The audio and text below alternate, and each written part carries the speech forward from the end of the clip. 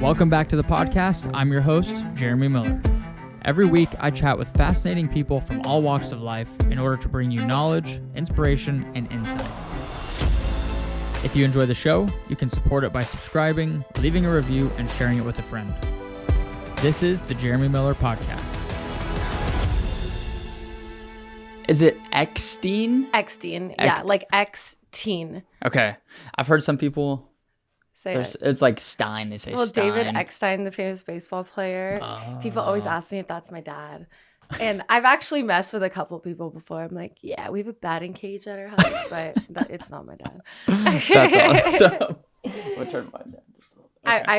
It wasn't easy a Halloween costume a lot of years because I had his last name as a jersey. So I was like baseball player. Like when I didn't think of something, I was like, yeah, I'll just be him for Halloween. I'll be in the Angels. Yeah. David Eckstein. Is he? I should know this because I used to play baseball. Is he still playing? No. He's he was on the Angels and okay. That's all I know. And he might be your dad? And he could be my father. That's so funny. All right, Emily Eckstein. Welcome to the podcast. Thank you for having me. I think your studio is so cool and so great to be here. Thank you. It's something. It's not bad. It gets the job done. It looks good on camera.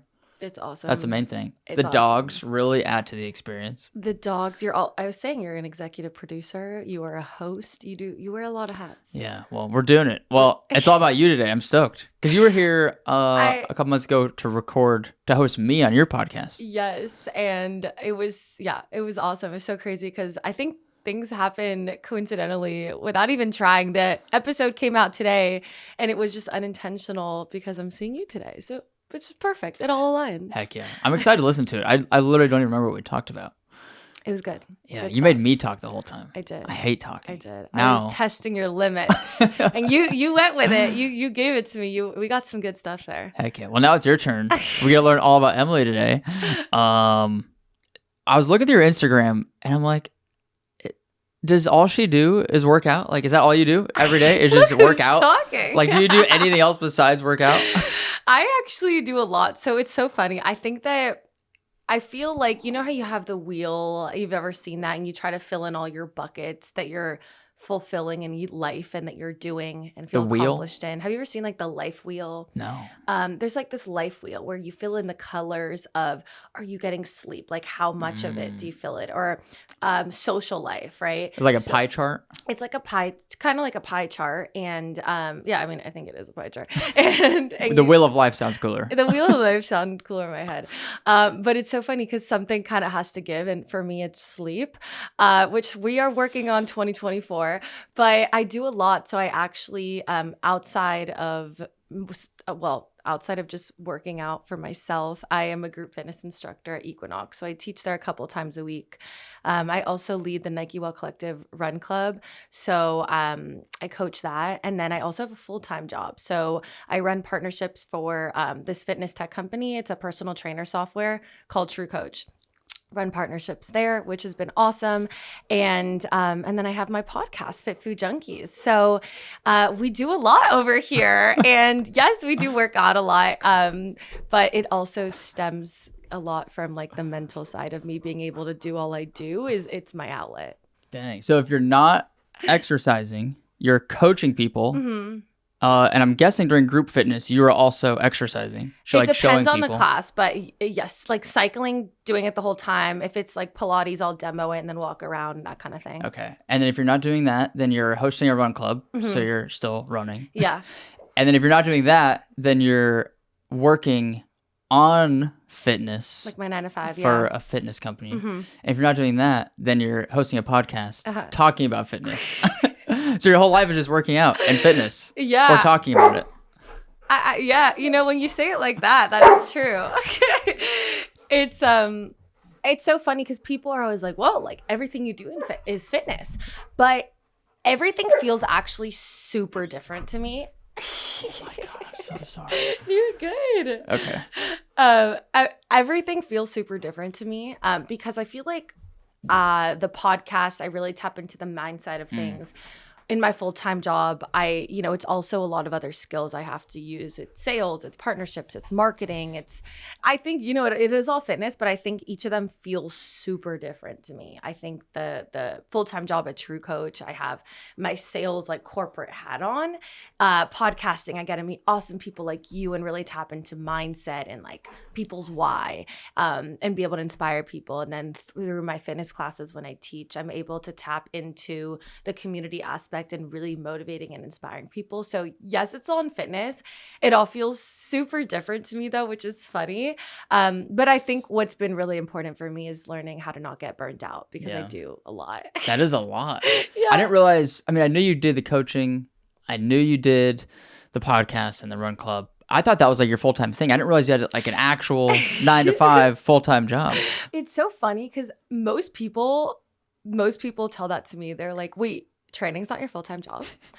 And it's so funny. And I also even sometimes do a little bit of coaching, like virtual coaching on the side too. Oh, nice. So I guess I do coaching a little bit with that virtual training. But yeah, it's funny. I've always had a corporate full-time job in the health and wellness industry and then a side hustle.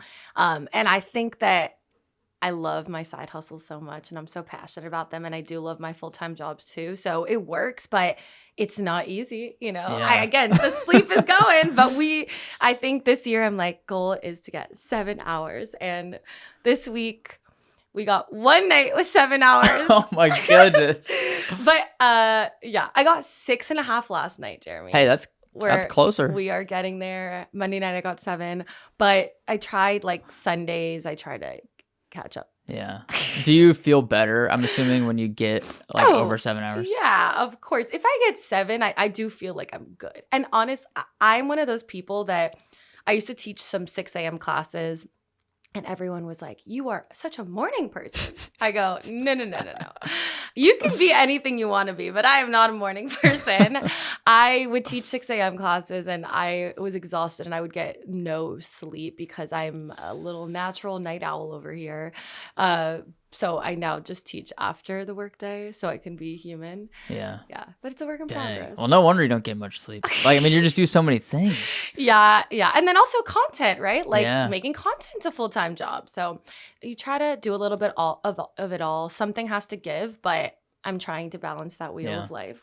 Do you feel like you want to eventually make all these side hustles into like your full-time thing and leave that 9 to 5? I love my 9 to 5. I love I love the company. I think, and I love how it's in my lane. Eventually one day I would love to start something of my own and keep inspiring people and really bringing my passion more to life. Yeah. What's stopping you from doing that now? Ooh, I think, morning starting and deep. I love it. I think that, it's scary, right? Like corporate job, even financially, you have a salary, you have like that backbone support. I think a lot from your family, thinking that's like the norm to be a corporate world. And I admire you so much for taking the leap. I know you were going to go to law school and that whole thing. So, I think it's scary. And I think I've thought about it many times. I think it's coming though in the future. But for right now, I feel good where I'm at. But in the future, I definitely will one day make that jump, and you inspire me as well. That's awesome. I hope that's like one of my real true passions in life is like encouraging people to make that jump. Yeah. Because there's definitely some security that comes with a 9 to 5 job, and the consistency is nice, and it's like it's reliable. Mm-hmm.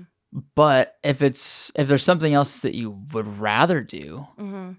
It's like, why not do it? But so I get it. It's hard. Yeah. And I was definitely like, I've had 9 to 5 jobs. So it's definitely, I know what it's like. Yeah. But if you need any more of a push, just talk to me because I'll encourage you. I appreciate it.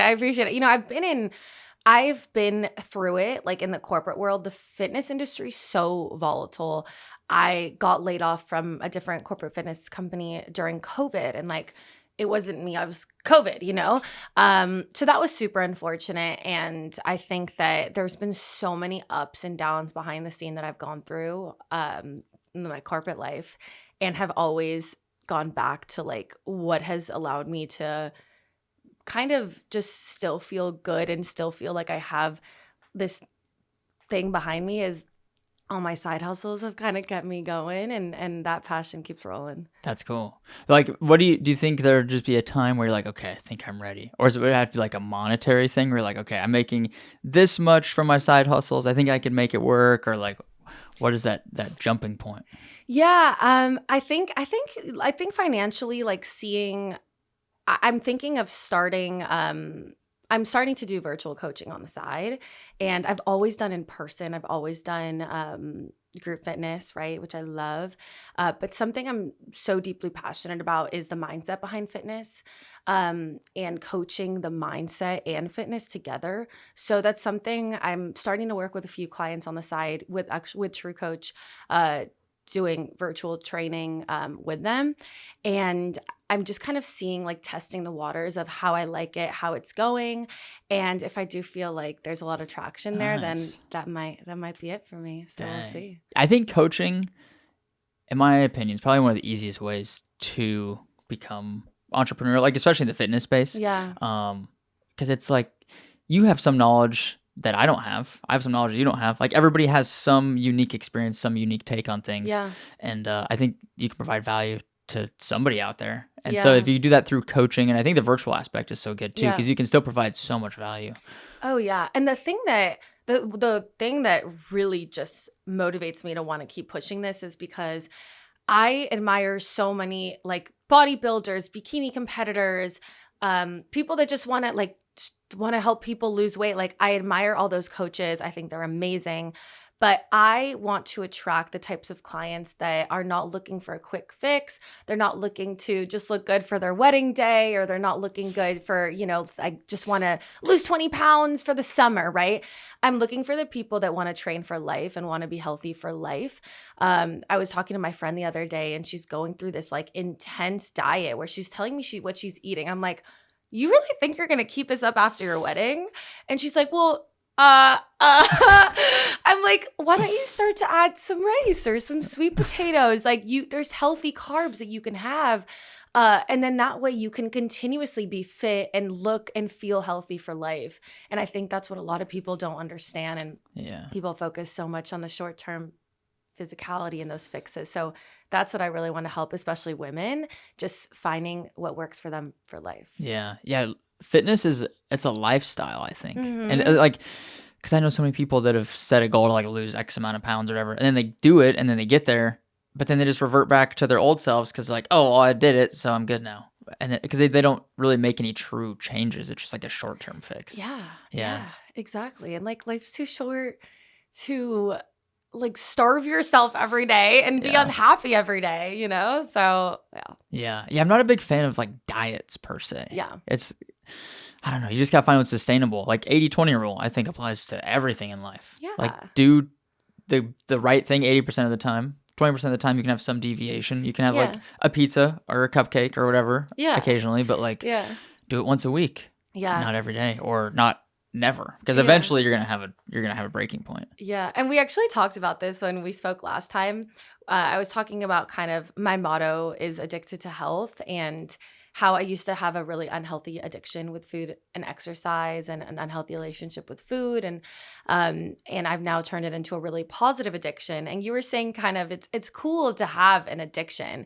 It's cool to be obsessed with feeling good and wanting to be your best self and reach your peak. And I think that the 80-20 rule can go for food and a lot of those types of things. I think there's other aspects that maybe you can't fully reach that moderation, but maybe it's a cool kind of way to be more obsessed and addicted to something. Right. Yeah. It's I think everybody has to be addicted to something. It seems like everybody I know has something, whether it's like Netflix or their phone or fitness or drugs for some people, whatever it is. Like, I think everybody has to have some addiction, and so why not pick something healthy like running or lifting or nutrition?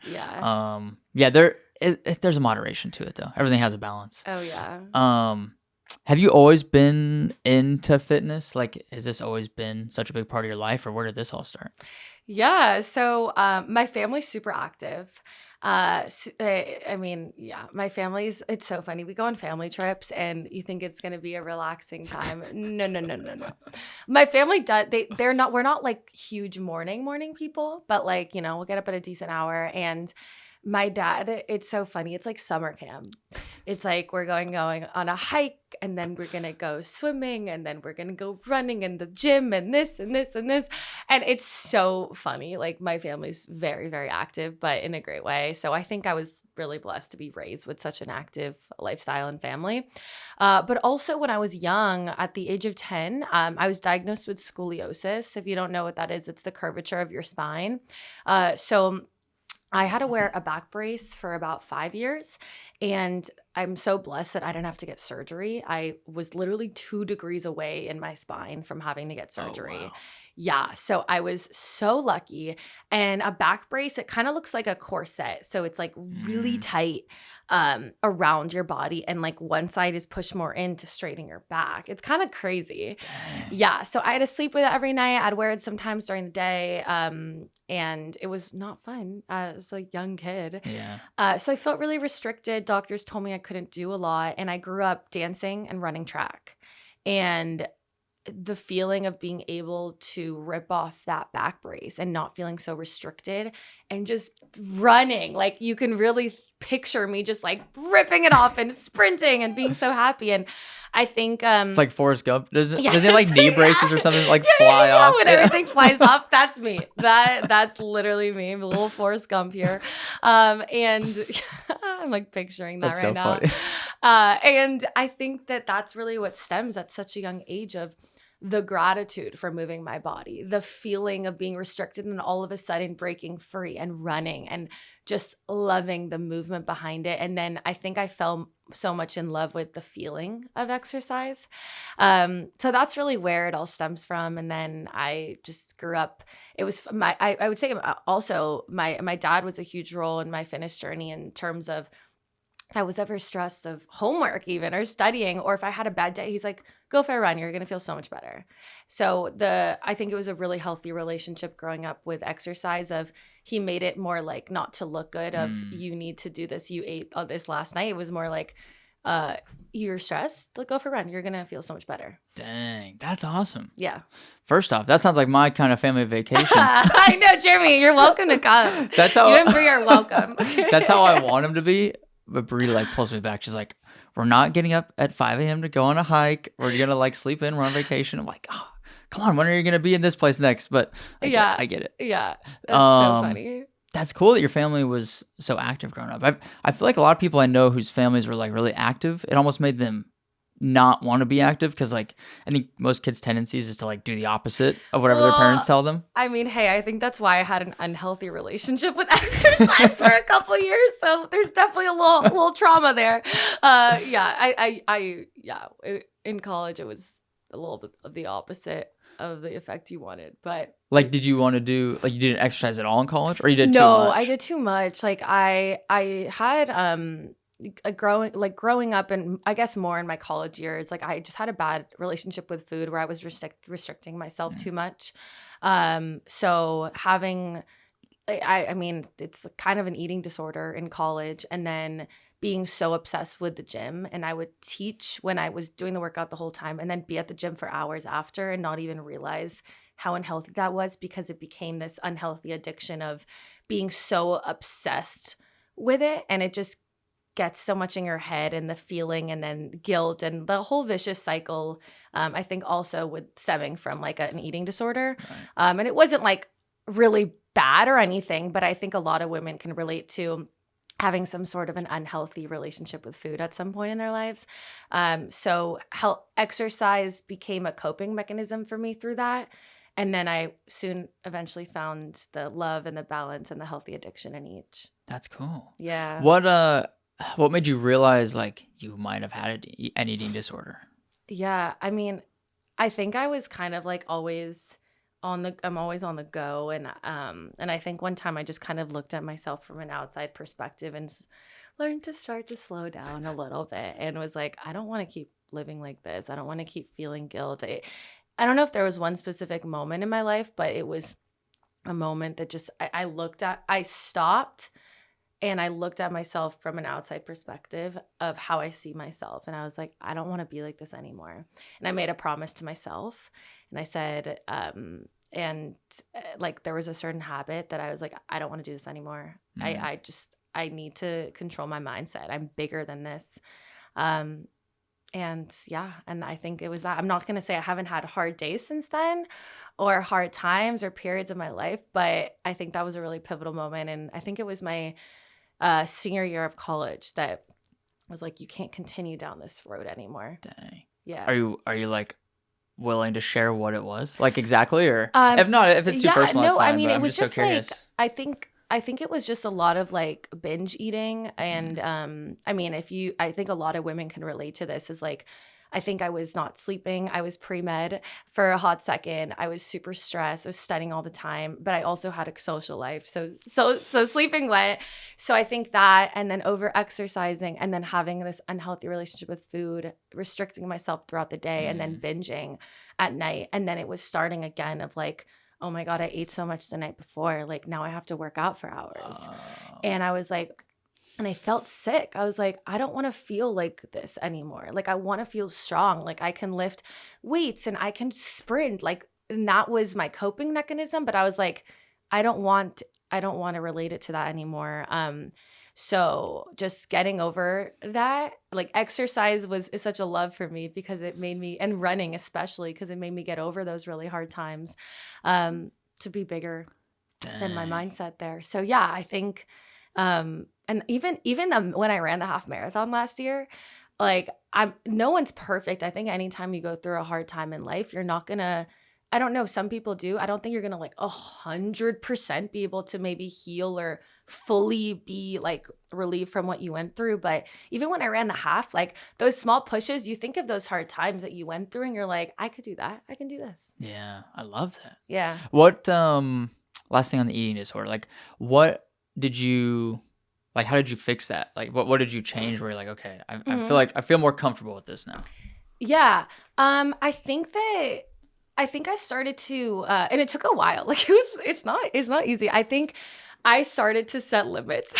This was the first thing. I was like, people are going to laugh, but I was like, you have to be out of the gym in an hour. I was like, you have a cutoff. Dang. Yeah. Most people have the exact opposite problem. It's like, you have a cutoff. The other thing is I just started to incorporate more like sandwiches or like carbs, or just like life is too short. And I'm like, I want to feel good. And then I think a lot of times I would go home and like overeat because I was depriving myself so much, because I would meal prep like so much, and just like I would look back. I think the craziest thing, and again, like I think women especially can relate to this, is you look back at photos and you're like, oh my God, I looked so good. Like I don't feel like that now. But then you think, was I healthy then? No, I was not healthy then. I was not as happy then. So it's the balance. Yeah, that's a really important point of like, just because you look healthy or you look good, that doesn't mean you are healthy by any means. Like no. I would say, I mean, I'm not a scientist, but I would say most people that have just like shredded 6-pack abs, they probably feel like crap most of the time, unless they have like, great genetics or something. Yeah. But if they have to like eat to maintain that and exercise in a certain way to maintain that, like they're probably not. I mean, I don't think people are really supposed to look like that 24/7. Yeah. And also like women's hormones get so off, like your cortisol level, which is your stress hormone, goes up, your fight or flight. Like everything, you actually do the opposite, because there came a time where I was like, when I was doing too much exercise, that I had so much inflammation in my body, and I was actually doing the opposite effect and gaining weight because my body was so stressed out. So it's crazy how like the whole mind body connection, and your body's like, slow down, be nice to me. And I was like, okay, it's time to be nice to myself. Dang. Do you feel a lot better now that you yeah. have more of a balance? Oh yeah. And I still have those feelings sometimes, but like it's night and day. And that's, again, why I'm so passionate about helping women specifically and find the right balance to be fit and feel good for life. And I always say this, I say this in my classes too, is like you shed the weight mentally and then it sheds physically. And I don't think I was able to truly shed like that inflammation until I shed it up here mentally and was able to cope through that up here, even if it was sprinting or whatever it is. But until I actually went through that mentally is when I was able to get to where I wanted to be. Dang, that's powerful. Yeah, it is powerful. And I mean, it just, that's where a lot of my passion stemmed, to help people. That's awesome. And then the scoliosis, that's I saw it on your Instagram. How did you know? Like, could you look at your spine and see there was like something going on, or did you feel weird, or how did? No, actually, like I got really lucky because I mean, I was, again, young kid, but I went to the doctor and they, you know, like touch your toes, they check your spine, and she's like, your spine looks a little crooked to me. Then I started to go more to specialists. And he was like, you got so lucky that this doctor caught it early, because if not, you would have had to get surgery, and they put rods in your spine, and not fun. Oh my gosh. So is it corrected now because of the brace? Yeah. Wow. We're good. That's awesome. I mean, I was able to run track, dance, cheerlead, and stunt, holding people, like the whole thing, you know? But I got really, really, really lucky. Dang. When you had to wear the brace, were you able to do all those things? No. Or you had to totally stop? Well, I had to wear it every night, and then sometimes during the day, like under clothes and all that, and like, you know, you're like kid going to sleepovers, like it's weird and awkward. But yeah, I sometimes, like, the more I wore it, the better it's gonna be, the more likely I could prevent surgery. So I would sometimes not wear it during the day, because I was like, I don't want to wear this to school. So it just kind of depends. Would people? Was it under your clothes or over your clothes? It was under my clothes, but at night, like I just put it like over my pajamas. So at sleepovers, like it was just funny. Yeah. Dang, I had to wear headgear. Oh my God, Jeremy! Should we pull out the pictures? My brace and your headgear. My mom definitely has some pictures. Oh my God. Yeah, that was, I think it was like third grade, maybe second or third grade. That was like, I think I just owned it. I was like, I love that you owned it. And I remember the dentist or the orthodontist, they gave me an option. They're like, you could just wear this at night and not have to wear it out in public or at school, but you'd have to wear it for like 3 or 4 years because it's going to take longer.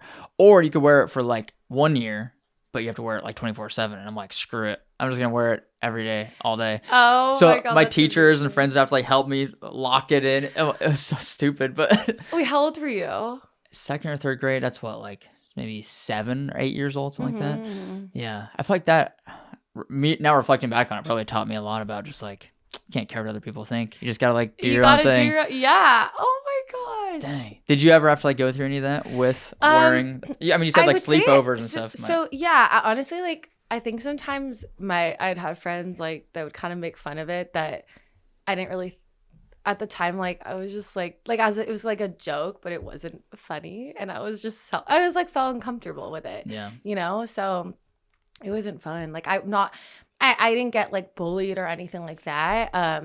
Because I also, keep in mind, like I didn't wear it to school unless sometimes it would under, so you couldn't really fully tell. But especially like I would have to put it on like after school or at night. So when I'd wear it, like, you know, you don't feel as comfortable, and you feel like when people talk about it, it's an uncomfortable situation. Yeah. And as a kid too, you probably think like, oh, what's wrong with me? Like I got to wear this thing. Why don't the other kids have to wear this thing? Yeah. Yeah. And it was so tight. Like it was like hard to breathe at night. You're like trying to sleep and you're being suffocated by a back brace.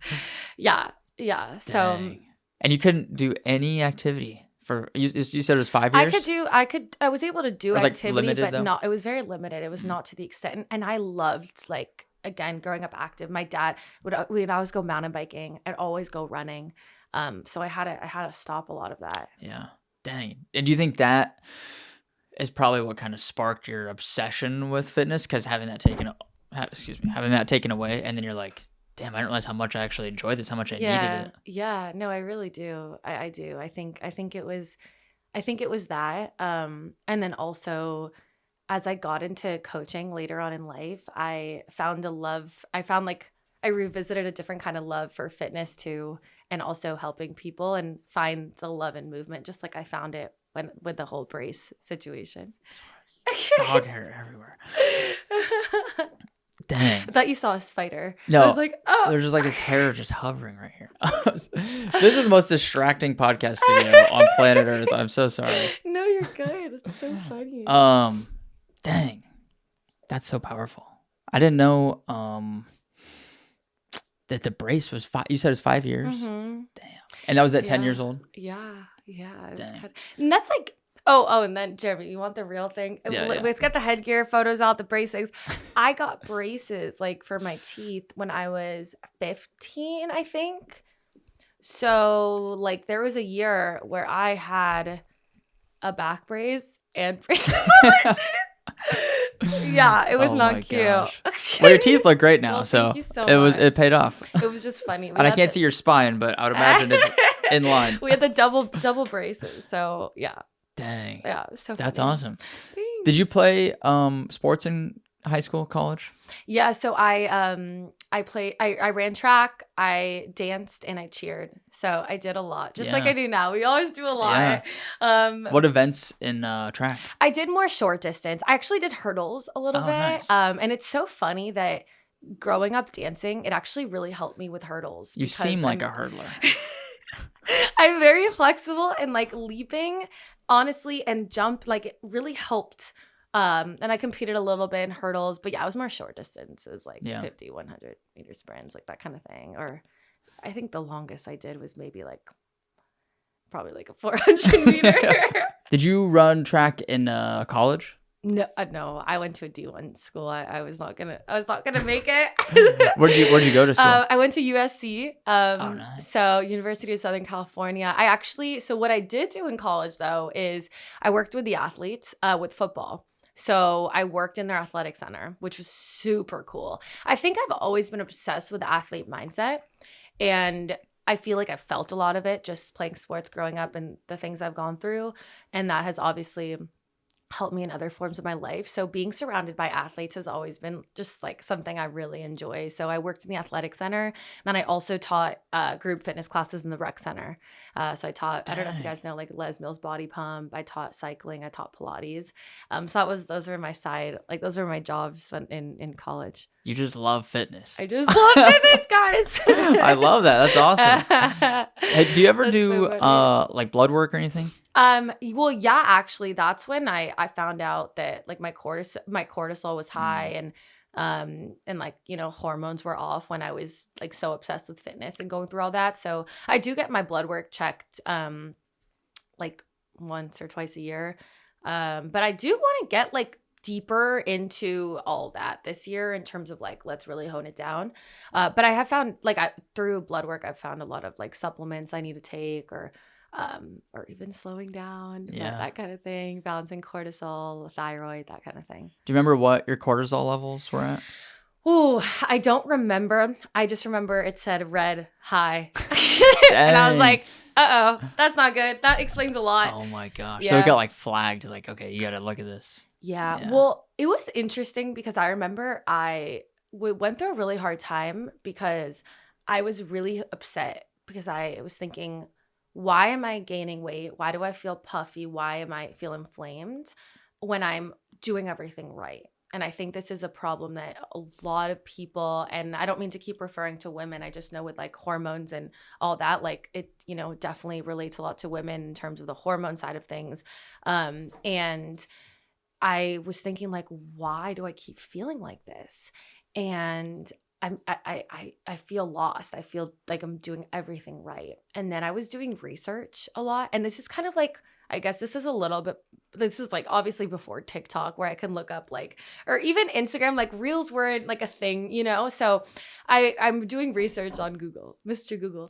And I started to look into cortisol and how, if you women, you might be gaining weight if your cortisol is too high. And I'm like, bingo, I'm over exercising.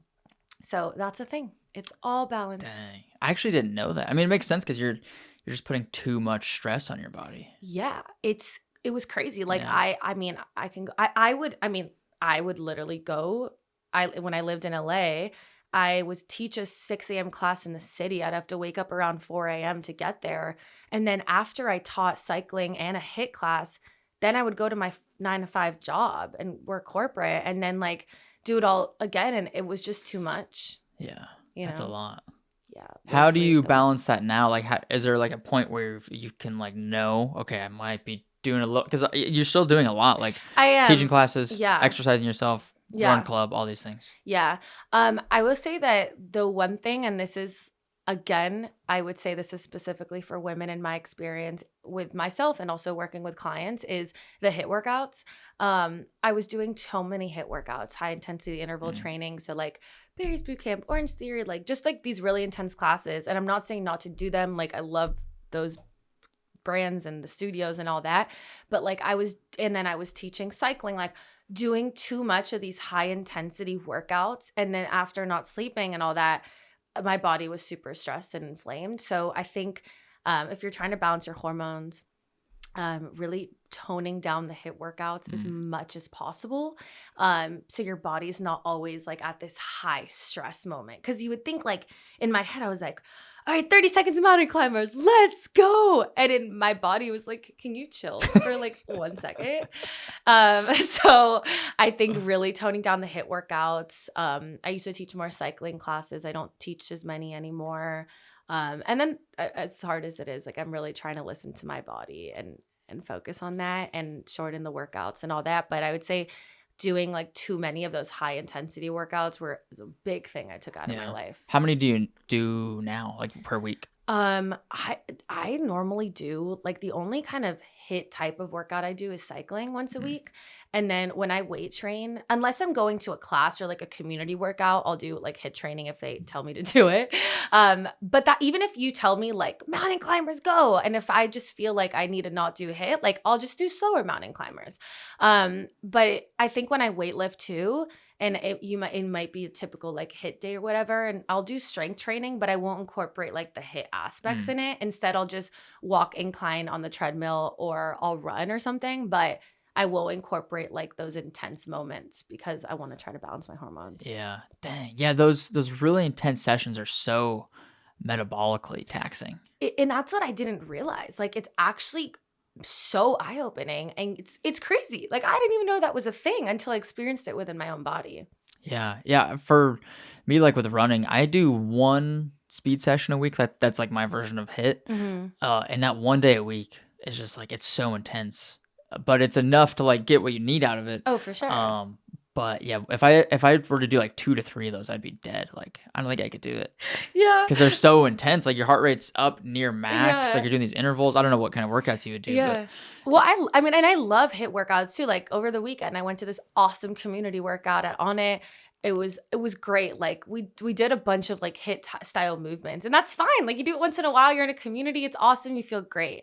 I just think when you're creating like your workout routine and you're trying to balance your hormones, like just really think about how can I put my body in a state where it's not in fight or flight. So now you really just do spin. How long is this like a HIIT spin class? It's 45 minutes. Okay. Yeah. So you want to take you through my workout? Yeah, let's do it. So Mondays, I lead the Nike Run Club Monday nights. And it's only 3 miles. So for me, it's like, small amount. And then I'll typically do like a Pilates class in the morning that day.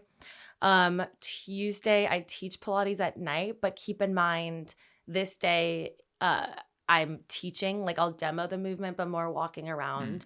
So, that day I'll probably do like a strength training, maybe upper body that day, and not for too crazy long. And when I like 40 minutes, something like that, maybe even less. And then Wednesday's leg day. So strength training leg day on Wednesdays. Thursday I teach cycling, 45 minutes. And then sometimes I'll do like a little ab workout after. And then Fridays is kind of like, I think of it my fun day. I make fitness fun. Like I get excited for each day. And I think if you're like, oh, I don't want to do this, like try something new. Yeah. Friday's like my fun day to maybe try a class, or maybe it's yoga. Maybe I want to do Pilates again, that kind of thing. Or maybe it's like a full body strength training day. So I kind of leave that up to my body. And then typically Sundays I will do yoga. I like to leave my weekends for either a community workout, because Austin always has a community workout. So either like a community workout or just like rest days. And then Sunday I typically do yoga. But I will say like the number one thing that I make sure I do every single day is walking. I don't really put metrics behind too much, but I do always make sure I get 10,000 steps in a day. And I'm not going to be crazy about it if it doesn't happen. But like just the idea of walking every single day has been the number one thing that's helped me balance my hormones and bring me back to homeostasis. And I'll literally, like when I hang out with friends, I'm like, let's go for a walk. Let's walk the lake. Why are we sitting and drinking, or why are we grabbing a coffee? Like, let's walk. And then we got 2 things done in one, and get to be in nature and all the things. So I walk every single day. That's awesome. Yeah. I love walking. I think I would totally agree. I think it's one of the best things you can do. Yeah. Not just physically, but like, especially if you go for a walk, there's benefits to being by yourself or with somebody. Oh, but if you go for a walk by sure. yourself, it's so meditative. Oh my God. And also, I forgot to say this, running has been the most meditative part, like, in my journey of life, and a healing process for me too. And it's just, I love running so much. The reason I didn't include that is I have a little tear.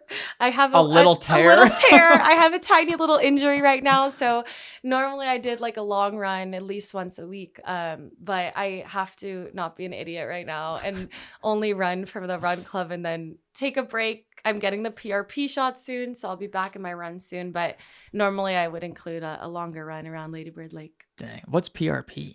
So I'm getting a PRP shot, which essentially is a shot that's supposed to be for longevity. And it's supposed to, it's like plasma proteins, I think. I'm like, well, I think I know what it's called.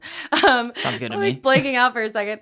But essentially they inject your own blood back into the area that needs to be healed. Okay. So it's causing for a regeneration of cells. And it's supposed to help heal the area. So supposedly I'm a good candidate for it. So I have to be out from like running or anything crazy for about a week after. So I'm really hoping it helps me. I'm getting it soon. Dang. Yeah. So that's why I've been a little out from running I wanted to run the half. I'm having FOMO, Jeremy. I wanted to run the half marathon. The Austin. Yeah. I did it last year, but it's okay. I'll cheer people on. Yeah. Was that injury from running? I don't know. It's from overuse, and I've always had pain. I wonder why. You know. Who would have thought? You're the one who runs ultras, okay? I think dancing and running growing up, and I honestly don't know. And then I had pain. And then I think it started also after my first half I ran, which was like a while ago. So I just got an MRI and it said I have 2 minor tears and I have to not be a crazy person. What is torn specifically? So I have a labral tears and like in my glute, okay. there's 2 small tears there. So, jeez. Do you have 3? No, sorry. I have 2, but it's like they're calling them like labral tears. Okay. And then it's, yeah. Damn. So. You gotta chill out. You love fitness too much.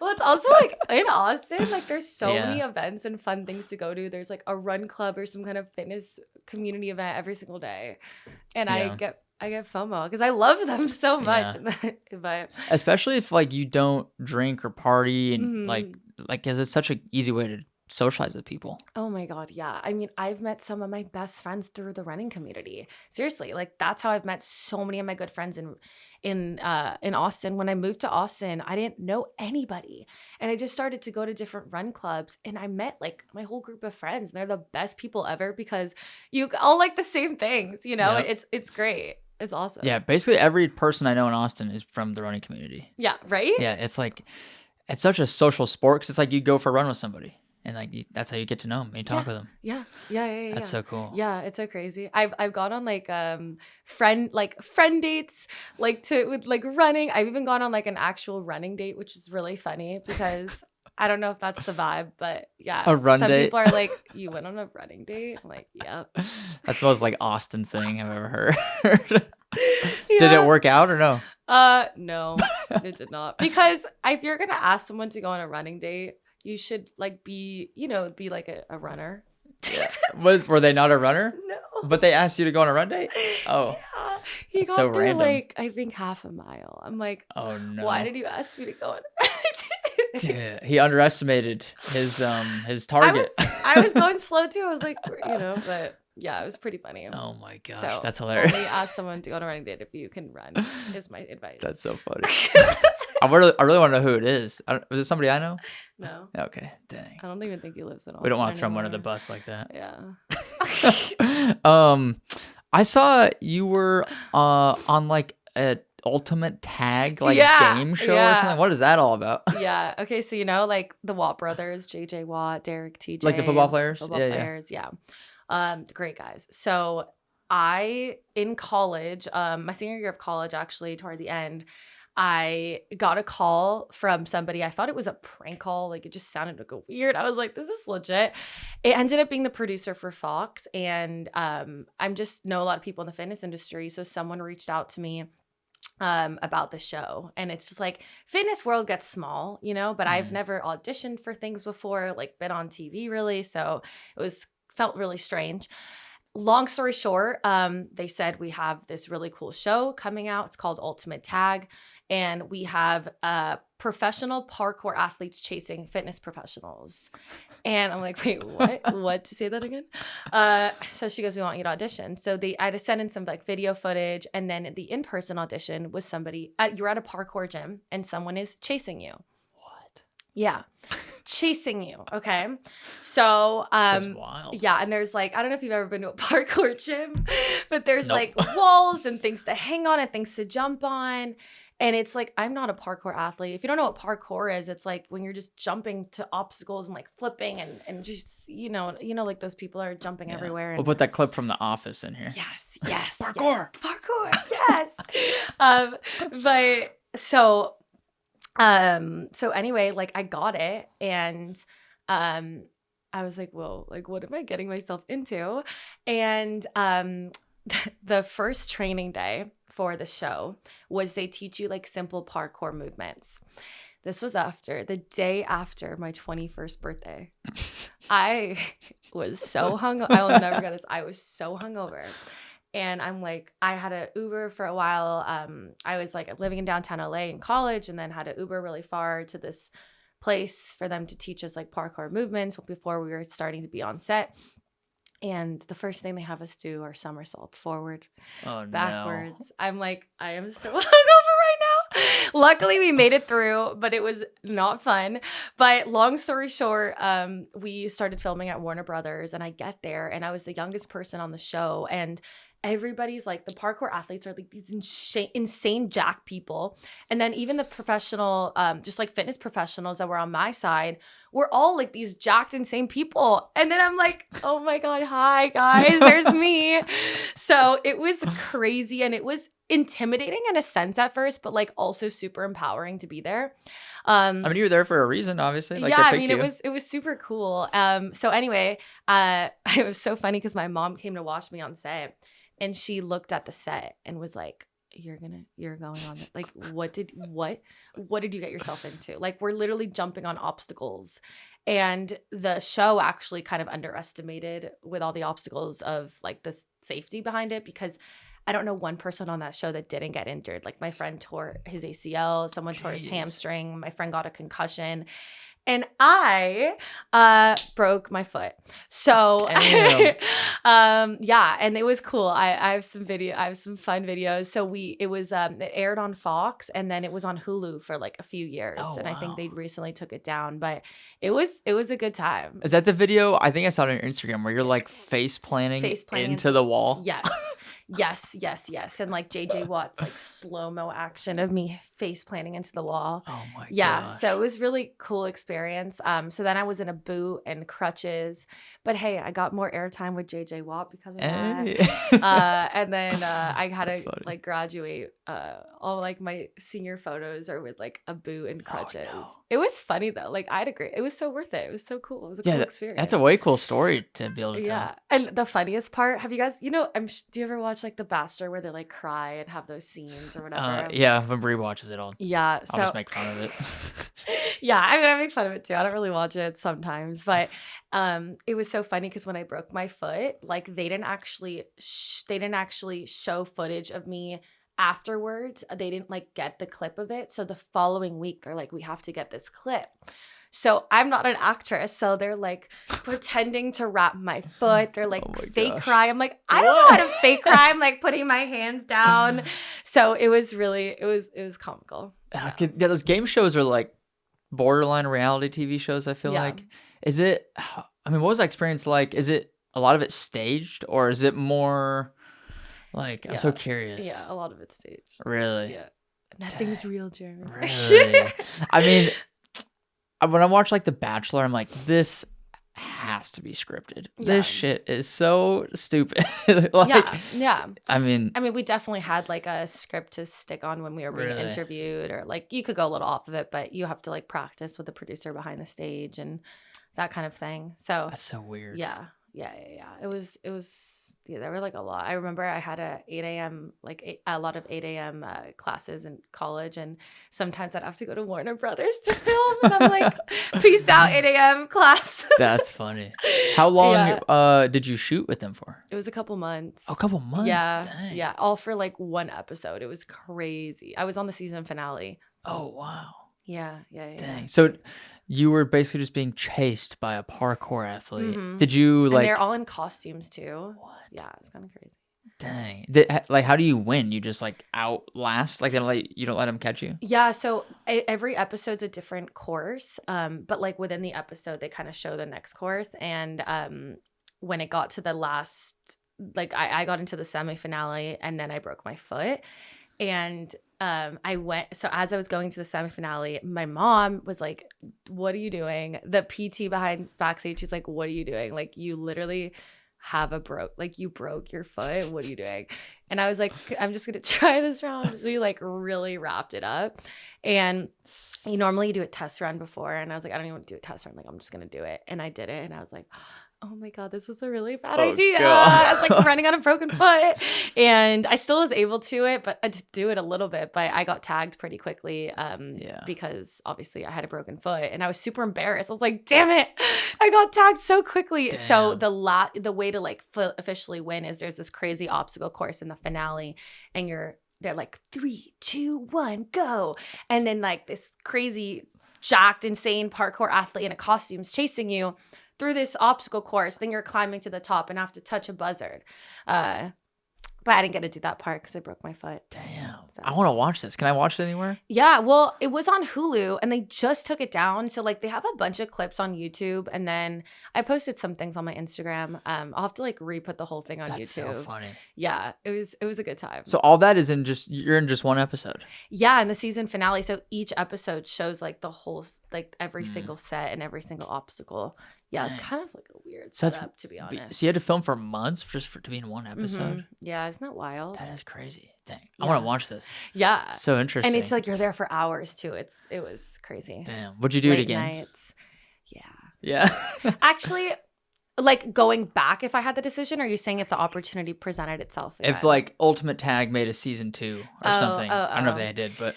Yeah, I probably would. I feel like it would probably not be the best idea due to like injuries and all that. Yeah. But like, I feel like, I don't know. I would have to think about it. But I know I'm happy I did it at least. That's cool. Super What a cool cool experience. I've always wanted to be on one of those, or at least like see how it's all put together. I mean, hey, if you're any ultra running shows out there, I know a person for you. I did get asked, I had to say no. I don't know why they asked me, but it was like Love Boat or some kind of weird like knockoff Bachelor. Oh, like you'd be great for this, but you can't be in a relationship. And I was like, oh, Brie, just let me act like you don't exist for like a few months. I'll go on this. I'll go on the show. I'll get a bunch of like fame and fortune. That's so funny. I got a like, DM. Maybe not.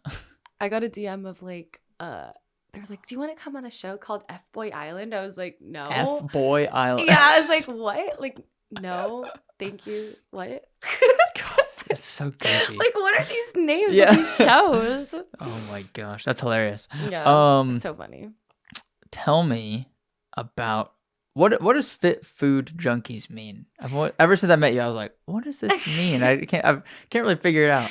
Yeah, so I said my slogan before is addicted to health. When you're a junkie, you're addicted to something. And I made it kind of a little pun to be addicted in like a really cool, exciting way. So fitness, food, finding that healthy relationship with food and like the healthy part of life, and then junkies. So finding like your healthy addiction mentally and physically in whatever you do. I like that. Yeah, that's good. Thanks. That's your Instagram handle? Yeah. Is it like your personal brand type of thing? I like that. It's everything. And it's a podcast name too, right? It's everything. It's everything. I love that. Dang, you got to make this a full-time thing. Jeremy, you're inspiring me. Seriously. You can do it. Anybody can. I love your name Switchback. I think it's so cool. I love it. Thanks. Yeah, it's It's fun. I don't even remember how we came up with it. I think Brock, we sent like 8 million different names to each other and none of them clicked. And then I think he lives in Colorado Springs and he saw something about Switchback and he's like, what about this one? And instantly I was like, oh, that's the one. It's cool. And I love the logo. Like you're killing it. Thanks. And I love it. Thanks. Do you have any desire to like make a product, like a supplement or like a...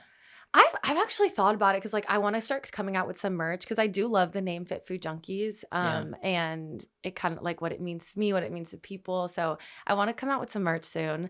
I'm working on that. In terms of a product, I actually have thought about it and I'm like, what would I sell?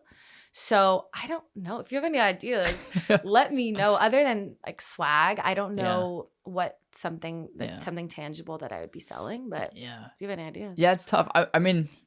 For me, at least, the biggest catalyst for like electrolytes was like I saw how important electrolytes were for training, and I tried so many of them, and none of them tasted that good, or they didn't have that like good dosage, basically. So I'm like, why don't we just make our own?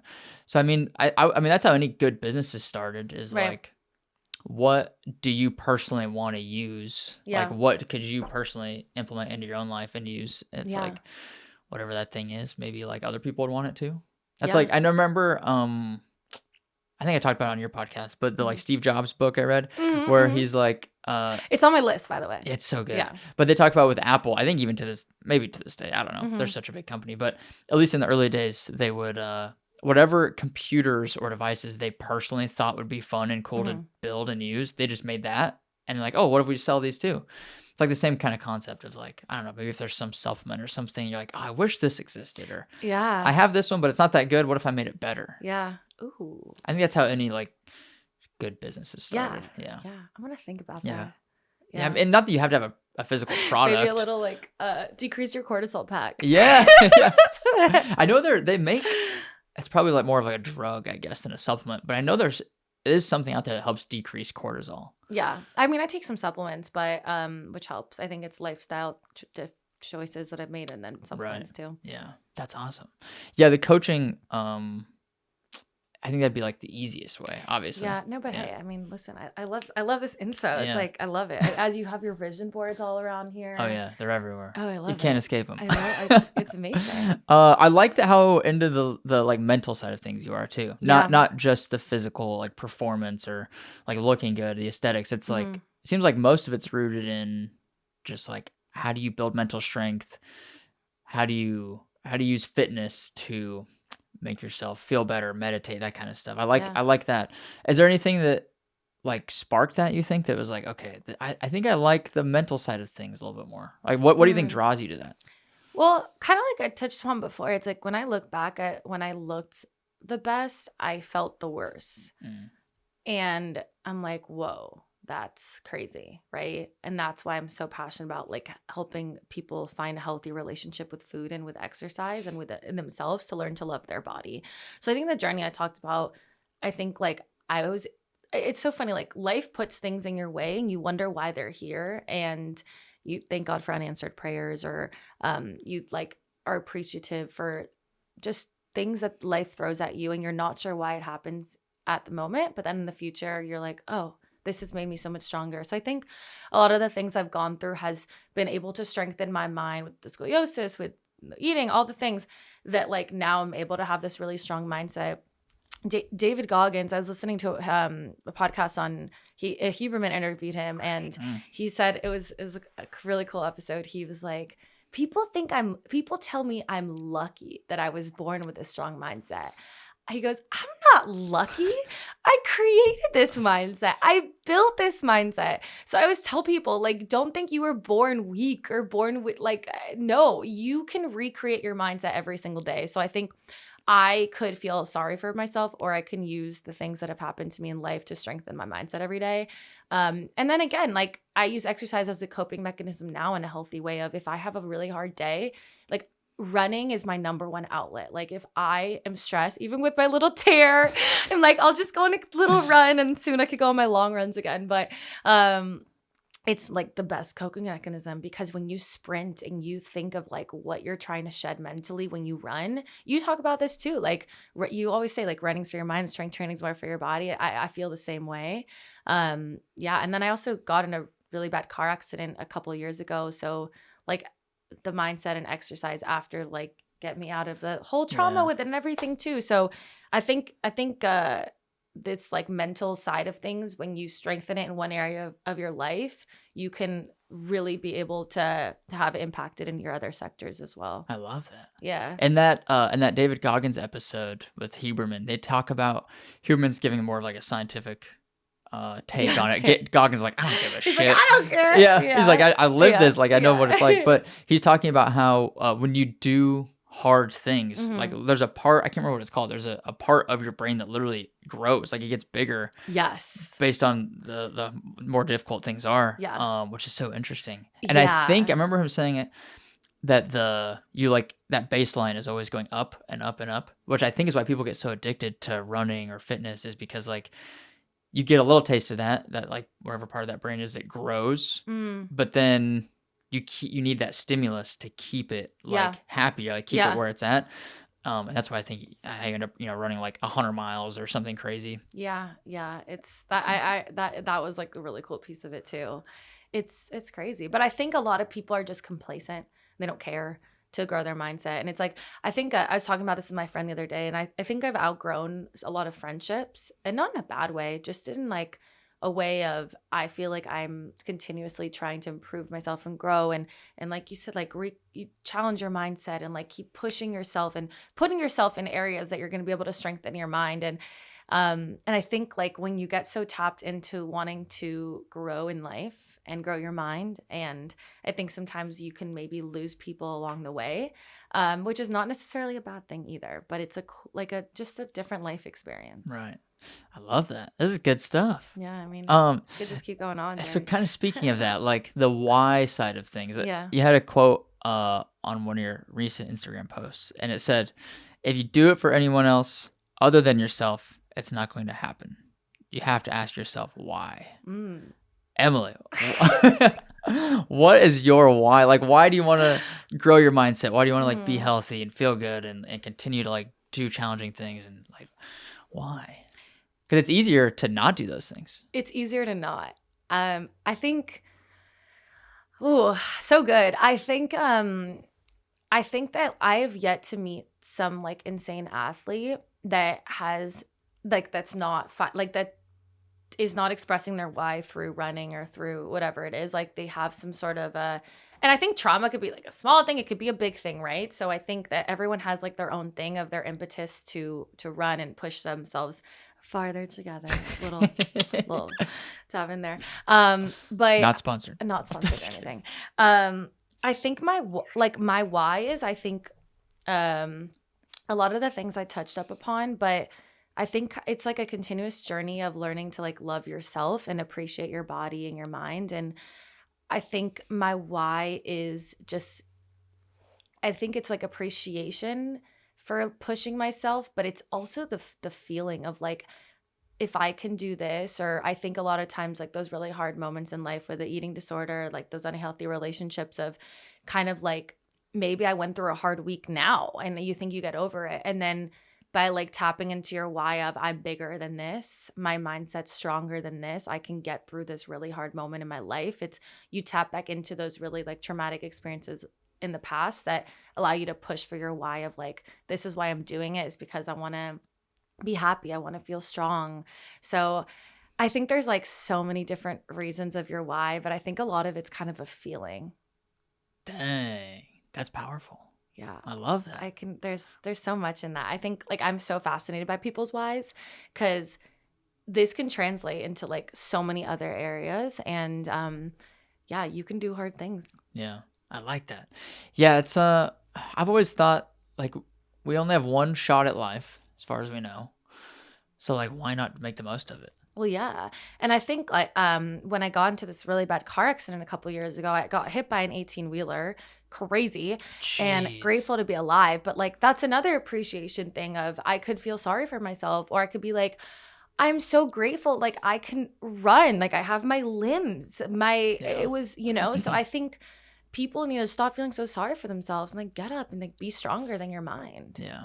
Yeah. It's the complacency and just being comfortable all the time. I mean, like it's a human trait to want to try and be comfortable. Yes. And I think that goes for friendships. That goes for dating. It's like, do you want to be around complacent people? I don't. No. Complacent people don't do anything. Yeah. I mean, like, all the people that change the world and make the world a better place, they're not complacent. They're the opposite. Yeah. Yeah. So I like surrounding yourself with those types of people is just, it's not going to do anything good for you. Yeah. Yeah. Yeah. Dang. We're getting some good wisdom here. Ooh, I love it. I love it. Yeah. It's, yeah. I like to think of our bodies as these, like, just vehicles as we move through life. It's like you only get one body, so why would you not try and optimize it? Because some people, like, I can sometimes see if they're like, oh, why are you so obsessed with like what you eat? And we're all going to die eventually. We're all going to end up in the same place. But like, yeah, but wouldn't you want to make that experience from point A to point B a little bit more enjoyable? And if you can feel good and like, I don't want to be 80 years old and like in a wheelchair. I want to be able to like go travel and like do stuff and like maximize everything. Well, it was the coolest thing. I was at a gym back in LA, and I saw this older man, and like we see each other at the gym sometimes, and he was training really hard, and I go, are you training for anything? Like, you're killing it. He goes, I'm training for life. And this is like a 70-something-year-old man, and I'm like, that's what we should be doing, is training for life. That's what it's all about. That's so cool. Dang. Did you get hurt in that car accident? Yes, I got hit by the airbag, but thank God I'm okay and a little bloody, but I got transported, but thank God I had someone watching over me, and I got really, really lucky that no one got hurt and that I was okay. Were you the one driving? Yeah. Dang. Yeah. Was there anybody else in the car or was it just you? It was just me, thank God. Yeah. Dang. Crazy. Damn. People in Texas are That was in Texas? crazy drivers. Yes. Was it like around Austin or where was it? Yeah, I was on the I-35 in Georgetown. Oh, yeah. People drive like psychos up there. Yep. Yeah. And a huge 18-wheeler hit me, and I was on my way to work at the time. Gosh. It was. That's so scary. Crazy. Damn. I'm always so afraid of that. Yeah. It was Like- my third week in Austin. Oh, Welcome to Austin. Oh, my gosh. Did you have to go to the hospital and all that? Yeah, I got transported. Damn. Yeah. Were you conscious? No. But then, yeah, like I when I got hit by the airbag, no. But then I was back awake. Jeez. Yeah. That's crazy. That's so scary. I always joke just to make, it's now I can make this like traumatic experience like laugh and also like cope. I've coped through it through exercise, my mental therapy and fitness, all the things. But now you can laugh at some things. But I always what was I? It just went through my mind. Oh yeah, I always joke that the only good thing about my car being totaled was I had a California plate, and like all the Texans hate California, so I was like, all right, well at least this will give me a Texas plate. Yeah. Maybe that's why I got cut off. Yeah. She needs new license plates. Yeah, seriously. Damn. Yeah, but really, like in all seriousness, just so grateful. Yeah. Yeah. I mean, that shit happens so quickly. Yeah. Like, it's scary. Like, I'm on some weird algorithm on Instagram where I keep seeing all these freaking car accident videos. Oh, no. But it's like something about them. It's like, I don't like watching them, but it like is a reminder of like, damn, you got to pay attention. What's your algorithm, Jerry? I don't know. Interesting. Let's tap into that. No, we don't need to go there.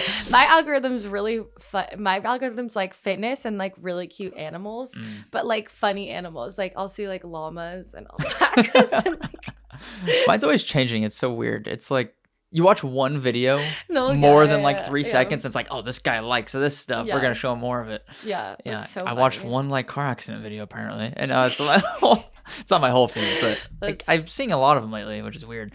But no, especially living in Texas, like people drive like maniacs here. Literally crazy. It's like cutting you off, no turn signals, like just whatever. So now I got a bigger car.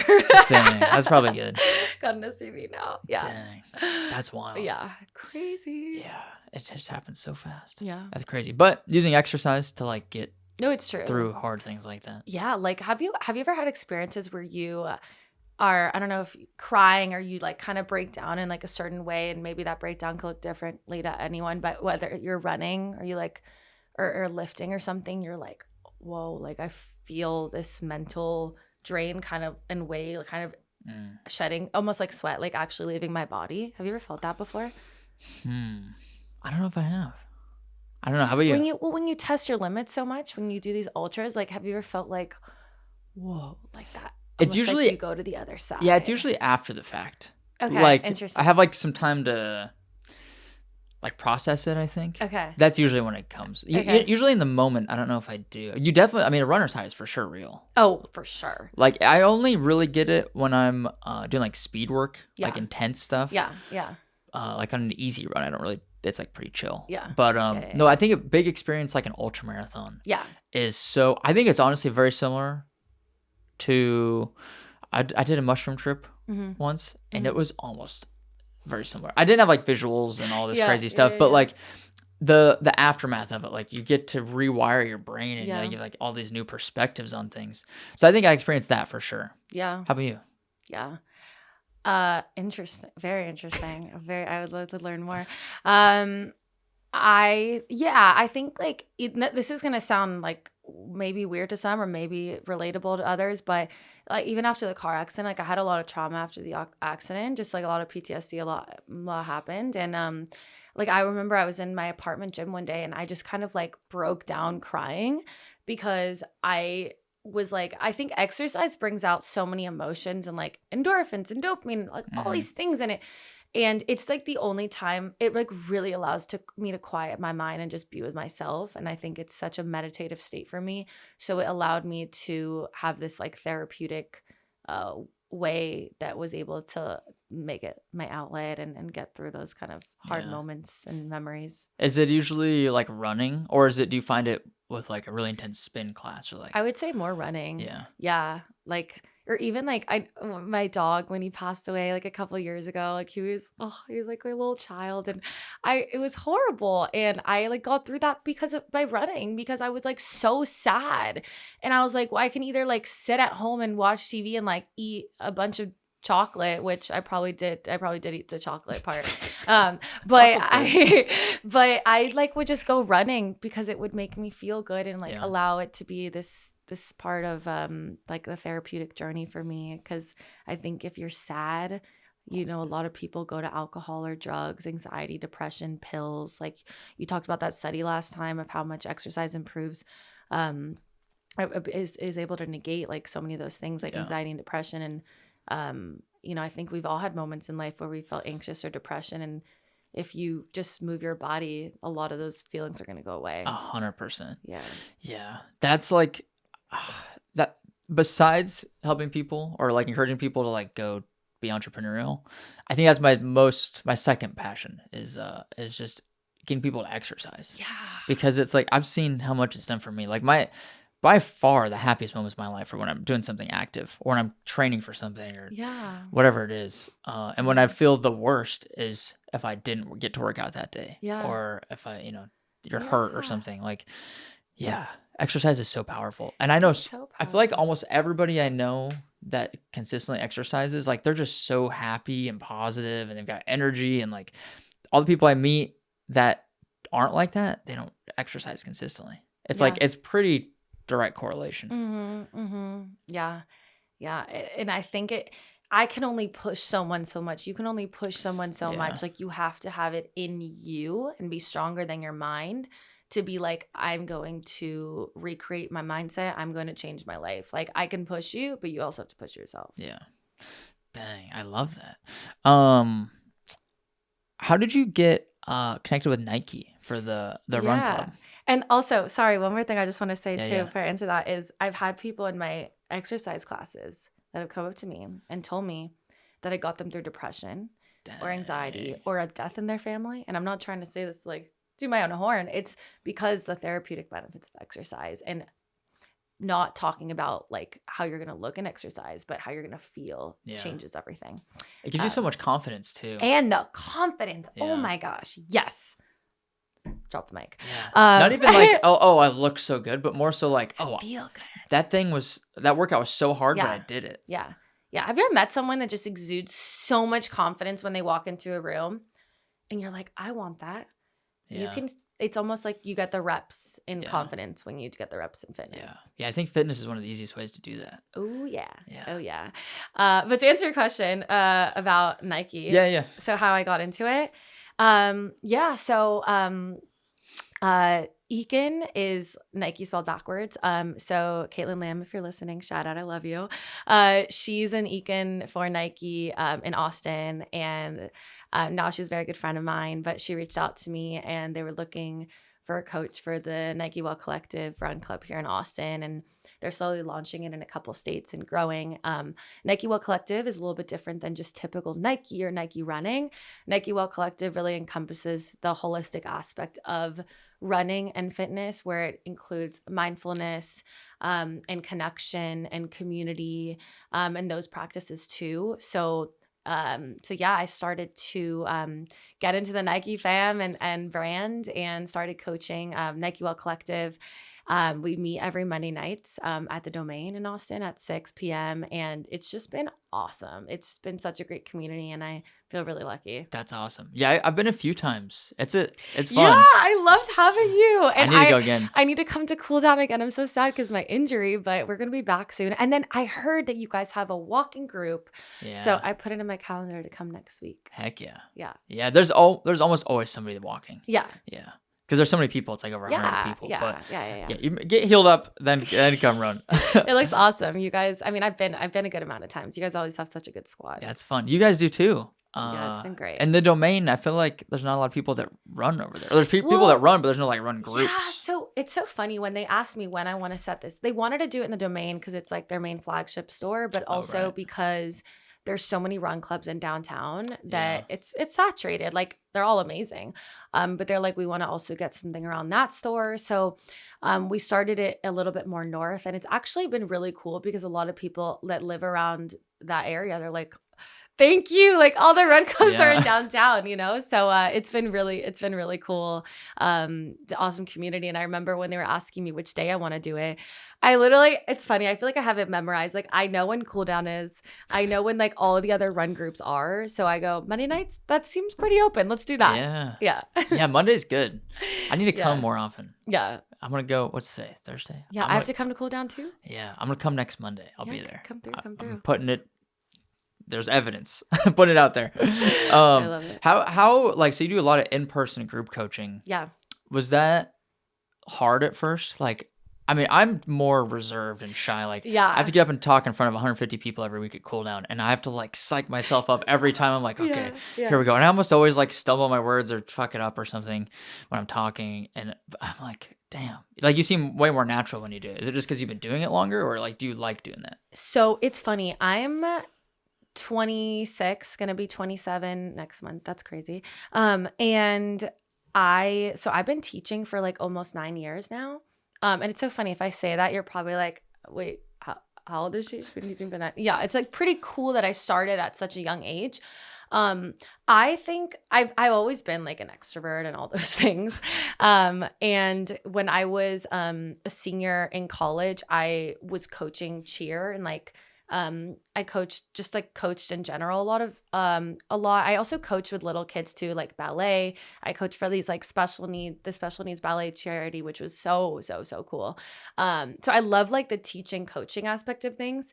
And then also when you cheer, you're in front of a crowd, you're like, go, you know, so you're like that, you got to do it. So I think I've never been afraid to speak in front of people. And then my mom gave me the idea when I started to coach little kids of, hey, why don't you actually start coaching? So that's when I got all my certs when I was a senior, like once I graduated, a senior, right after being a senior in high school. When I graduated high school is when I started to get all my certs in group fitness, CPR, and then slowly I got like all the others. I have so many certs. And then I think I think I've done one-on-one personal training, and I like it, but it doesn't really light me up as much as a group setting, because when you're all together and you're in it, you feel it. Like, you're like, ooh, it's the coolest feeling to like be in this together, and motivate people. So I think it's like maybe something that comes naturally to me, but I've also, I mean, I've been doing it also for a while where it was like a little scary at first. Or I feel like one time someone last minute needed a sub for Zumba. I was like, I'm not certified in Zumba, but like you got to just fake it till you make it. And I was like, orale, okay, let's go. Like, it's so funny. So sometimes you got to just like wing life and have fun while you do it. That's awesome. Yeah, I think fake it till you make it. If you just act like you know what you're doing, you can get by a lot of things. Not that you do that, but occasionally if you got to sub in a Zumba class. Occasionally, you know. That's awesome. Dang. Yeah, it's been fun though. Okay, maybe I just need to do it more. You and Bree have to come to a second class. Yeah, is it Equinox? I teach at Equinox. Yeah. Isn't that like a real bougie kind of gym? Yeah, it's definitely yeah, the people there are great, but it's definitely more like it. You know, it's a little bit more of the bougie kind of vibes, but the group classes are really fun. Nice. You'll get a eucalyptus towel after. Ooh, dang, that might have convinced me right there. It's fun time. It's definitely a fun time. Yeah, I haven't done a ton of group fitness. I mean, run clubs, I guess you could call it group fitness. Definitely. Yeah. Yeah. And then Bree and I used to do a ton of yoga. Mm-hmm. We did a lot of yoga.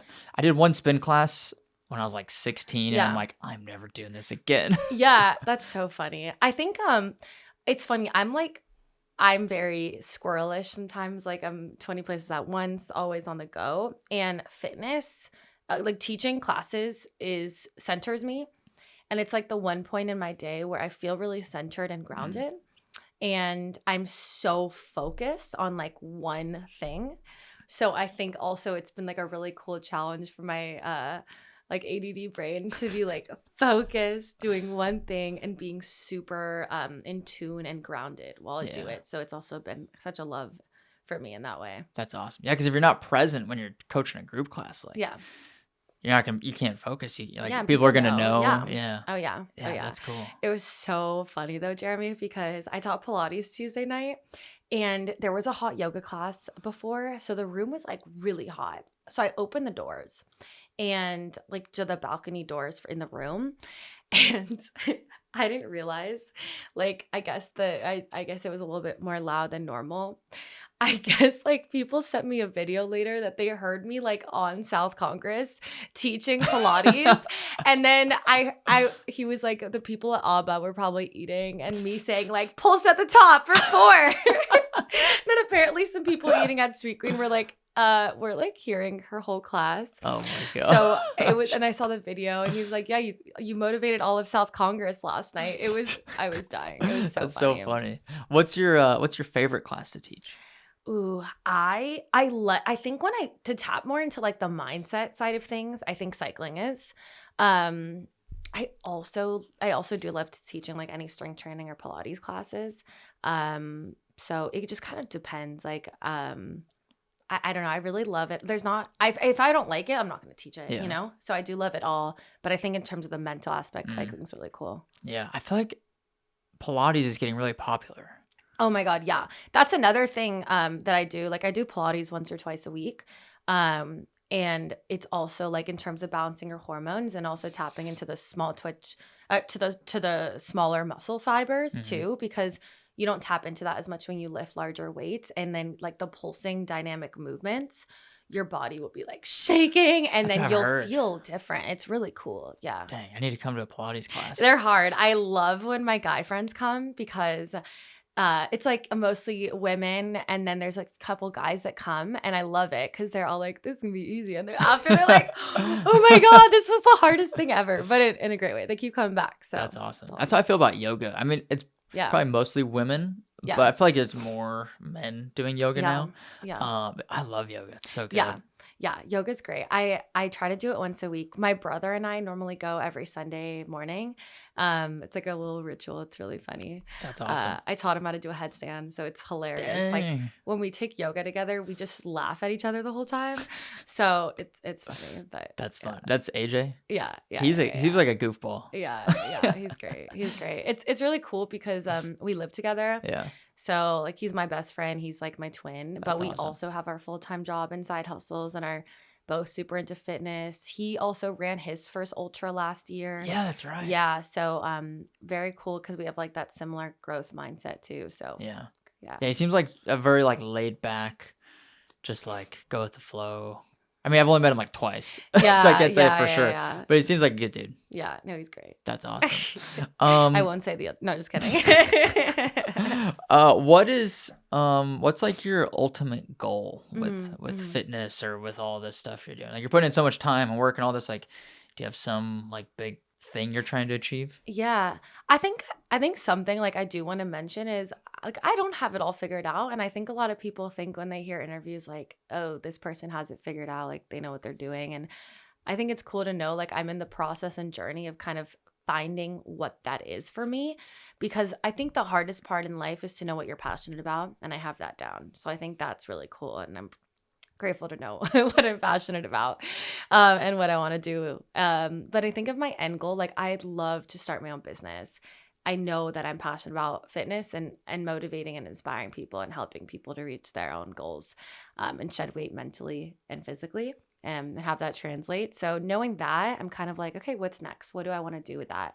Have my podcast, I'm starting to coach. So to be honest, like I know it means to start my own business and do something with it. I don't know what that looks like fully yet. And I'm kind of in that journey right now. And it's a cool journey to be in. That's awesome. Yeah. You'll figure it out. Thanks. I'll be like, Jeremy, brainstorm session. I'm coming. No, I think you're doing all the right things. I think like when you know it's time, like you know how it goes. Like, yeah, you'll feel it. Maybe I'll move to Hawaii like you and like there you refine go. myself. Yeah. Bree wants to move back there. I'm like, it'd be cool. Yeah. But I like Austin so much. Yeah. People here are so you good. were thinking about going back to Wyoming now. Yeah, maybe. I don't know if we'd go to Wyoming. Maybe somewhere in the mountains at least, like yeah. Utah or Colorado or something. Maybe. I miss the mountains. You can always do like, do you know Eric Hinman? Yeah. Yeah, so he's a good friend of mine. He's an awesome dude. And he'll like, I mean, he's always everywhere, but like it's cool because he has his place in Colorado, but then they spent 6 months in Austin and now they're back there. So you can always do like I think that's the ideal. Yeah. Do like 6 months here. Just because I think they do like the long-term Airbnbs. Yeah. And you can find like furnished places and just go live. Yeah. Yeah. I think that'd be ideal. Yeah. Yeah. I like Austin so much though. Yeah. Yeah. I mean, it's a cool problem to have. Yeah. What brought you to Austin originally? Originally what brought me here was I knew I wanted to get out of LA. And it was also like just around the time of COVID, and I would want to leave LA too. Yeah, I was like, get me out right now, and everything's closed. But I originally got a job in the healthcare field in medical device sales in Austin, and I intentionally applied for a job here because I knew I was here one weekend. UT Austin played USC, and I came my junior year of college, and I loved Austin. I was like, whoa. And I've always loved country music, which honestly, Austin, we need more country music. Yeah. Like, what's up? But yeah, I loved Austin. I loved the people. I loved the vibes. And I was like, I really want to move here. And that was my only time. I came for a weekend, and then I got a job here, and they gave me 2 weeks to move here. So I didn't even really have time to like come see an apartment. Everything was kind of on FaceTime. And then I just sent it, and I was like, okay, I'll probably stay for a year. And almost 3 years later, crazy. Dang. Yeah. That's awesome. Yeah. I think the people, the fitness community, Austin's amazing. Yeah. So you've been here for 3 years now? Almost. It's going to be 3 years in a few months. Dang. Do you plan on staying for a while? I'm trying to, I don't know like exactly. My plan is, I think that I love Austin. I adore like my friends here and the fitness community here and everything. Like I just really grateful. And living with my brother, all the things. My whole family's in Southern California, so it's really hard to be away from them. And like a lot of, friends I grew up in, that whole thing. So, and I miss the beach too and my dog.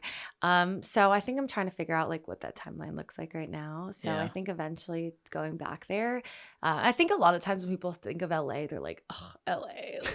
Like I'm not going to live in LA. Like I'm not from LA. Like there's so many other buckets that's outside or close to the beach or that kind of thing where you're not in like the scene of LA. Right. You can meet the good people. Yeah. California is so interesting. It's beautiful out there for sure. Yeah. The people, I don't know. I'm not sold on the people yet. No, I mean, that's one of the big reasons why I moved. Yeah. But that being said, like I have the most amazing, like authentic, great friends there. So just like you can meet fake people here. You can meet good people anywhere. I think there's obviously more fake people there than in other places. It takes a little bit more time, but you can find them. Yeah. So, yeah. That's awesome. Yeah. Yeah. Dang. Okay. Last question. Yeah. if somebody wanted to make fitness, they're like, I would say you've made fitness your life. Like if they wanted to coach people, if they wanted to like do group coaching or, lead a run club, like what advice would you have to somebody who's like, I love working out, I love fitness, but I just don't know how to make it into like more of a full-time thing. Like a routine? Yeah, I'd say routine / like make money in fitness, I guess. Because I feel like so many people, there's like so many fitness influencers and stuff. You're like, oh, I'd love to be able to do that. Yeah. But like, I don't know. Is that a good question? Would that make sense? Like to become a creator or to like just get into... I mean, like, because I feel like everything you do is around fitness. Yeah, like just get into the scene of it. I guess so, yeah. Yeah. Yeah, I mean, I think that there's like so many different aspects of fitness. I think in terms of like, I think first tapping into like who you are and not trying to be like anyone else. I think on the creator end, like, yes, you don't need to reinvent the wheel. Like there's a lot of things you can emulate, but also tapping into what your message is, like what your why is. And that could be the same as what your why is in fitness or maybe different. And then what kind of message you want to send out there. So I think kind of like building the foundations and then also tapping into who your ideal audience is. What do they look like? What do they want to feel when they see your content? Right? That kind of thing. So I think just like tapping into kind of like your why and like maybe journaling about it or whatever it is and like the things you love and kind of go from there. Maybe that looks like a podcast. Maybe that looks like just your own routine in fitness. Maybe that's going to take you to a corporate job in the health and wellness industry. So I think really tapping into that. And yeah, and it can even be like a side thing. It doesn't have to be anything crazy. Yeah, to that, I don't know if that answered your question. I don't even think my question made any sense, but you answered it perfectly. Yeah. I mean, I think it's just like tapping into who you are and like what kind of message you want to send out, and not trying to look at the person next to you. Yeah, I like that. Okay, I lied. I have one more question. Yeah. So you've done a half marathon. Yes. Do you ever have any ambitions to run like anything longer or like a marathon or anything like that? So yeah, I've done 2 halves and I've done a sprint triathlon, and like I said, like running is just, I love running so much, and I'm going crazy right now with my injury. My PT texted me. He's like, He's like, I'm done. No, I'm just kidding. No, he's great. But stop working out. Stop. But I don't know. I mentally want to do a marathon. Physically, I'm such an active person that like running is not my like all I do so many other things. Like I dance also, I teach, right? All these things. So I think that if I'm going to make running like this full-time commitment, it needs to be my full-time commitment. If I wanted to do a marathon, for example. So I personally think like if I want to do something, I'm going to be committed and do it and go all out, but also do it for like the right reasons. So am I doing it to like get the picture that I did a marathon and like post content about it? Or am I doing it because like I actually want to complete a marathon and like have the feeling of going through it? So if I decide to do it one day, it's going to be like, I innerly like want to do this because of my why and want to push myself, not because of like, I feel like I should check it off the bucket list. Yeah. So I don't know. Right now, it's not in store for me at the moment with like my injury and like the half is something that like I think I told you I did it with a flu last year. That was its own challenge in itself. So I'm like, I kind of want to tap into some other really cool challenges. Like I know a Tough Mudder is coming up. Maybe I'll do another triathlon. And maybe honestly, like if someone was like, let's do a marathon in like, I don't know, like a really cool city or a really cool country, like, you know, maybe that'd be different. So maybe it's not out of the picture. So we'll see. Heck yeah. Yeah. Doing it for the right reasons is huge. Yeah. Cause I feel like running is so trendy now. Yeah. And like everybody runs. Yeah. Everybody runs marathons, all this stuff. But it's like, are you doing it cause you actually want to do it? Or cause like you get to take the cool finish line photo with your medal and all that? Like, yeah. Doing it for the right reasons. And it's amazing. I admire you. I admire runners. I really do. So it's just, the mindset, everything, and like the commitment is great. It's like the confidence behind it. Like you go through this whole journey when you get into it of learning about yourself. Yeah, I don't know. There's probably just something wron with me. Oh gosh, no. Runners, there's a little screws loose or something. Who hurt you? I love it. It's been fun. Jeremy, thank you so much. Yeah, thanks for coming on, sharing your story. Thank you. We got to learn all about Emily today. This was fun. Yes, thank you. Where's the best place for people to connect with you? You can connect with me at Fit Food Junkies on social media, and my podcast is called Fit Food Junkies. And then we have the Nike Well Collective Run Club Monday nights at the Domain. And then little pup tail there. And then also I teach at Equinox in Austin on South Congress. So come connect with me. I'd love to meet you in person or chat with you. Heck yeah. This is fun. Jeremy, thank you so much. You're awesome. Yeah, thank you. You're the best. All right. Goodbye, everybody. Thank you so much for tuning into the show. If you enjoyed this episode, please make sure to subscribe to the channel, leave a review, and share it with a friend. We'll see you in the next one.